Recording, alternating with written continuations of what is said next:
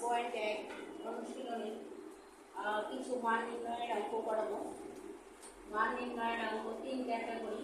3 category বলতে একটা তোমাদের 1 স্টেপ a প্লাস b এর মান দেওয়া হচ্ছে, ab এর মান দেওয়া হচ্ছে, a square plus b square মান বের করতে হবে না। দুই নম্বরে a মাইনাস b এর মান দেওয়া হচ্ছে, ab এর মান দেওয়া হচ্ছে, a plus b whole square বলতে এটা 4ab সূত্র। আর 3 নাম্বারটা x মাইনাস 1 বাই x সমান 8 হলে x square plus 1 by x square সূত্র। তো শুরু করি। ও আমার আছে, আমি প্রদত্ত রাশি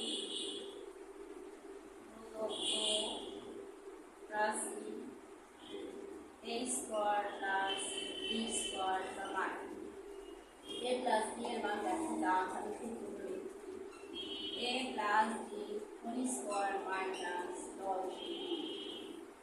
এটা হলো a square plus b square.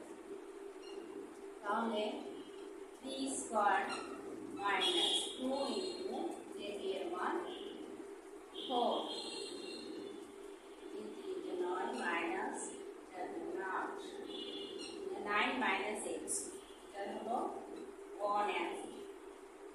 Clear? এখানে আমি 3 বসালাম আর 3 বর্গ আর মাইনাস 2 গুণন 4, তাহলে 8 9 থেকে 8 বাদ 1 answer.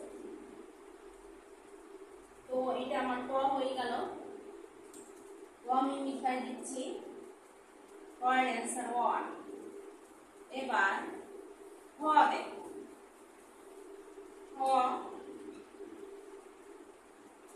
a plus b whole square বলতে তোমরা একটা জিনিস খেয়াল করবে, সূত্র তো আমাদের অনেকগুলো আছে, কিন্তু যখন মান নির্ণয় করো বলা হইবে তখন তোমরা এই যে a plus b whole square কিন্তু মানের সূত্র অবশ্যই বসাবে। এখানে দেখো a minus b whole square plus 4ab, এটা কখনো ভুলবে না। এটা সূত্র প্রয়োগের মানে একটা স্টেপ আর কি। সূত্র কোন অঙ্কে কোন সূত্র প্রয়োগ হবে সেটা তোমরা ম্যাথ দেখেই বলে দিতে পারবে। তো দেখো এখানে মাইনাসের মান দেওয়া হচ্ছে 5 স্কয়ার প্লাস 4 ইনটু ab এর মান দেওয়া হচ্ছে b, তাহলে 25 প্লাস 12 সবগুলো প্লাস, তাহলে এখানে 37 হলো অ্যান্সার। ক্লিয়ার? এইটা হলো 4ab সূত্র।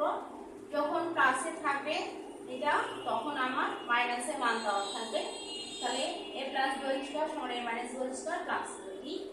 আমি মান বসালাম, তারপরে ab এর মান দিলাম, তারপরে গুণ করলাম, প্লাস পয়েন্ট করলাম, আচ্ছা ফিনিশ। এবার আমাদের গ হলো এটা 1 স্টেপের অঙ্ক কিন্তু মাইনাসের মান আছে। গ নাম্বার প্রদত্ত রাশি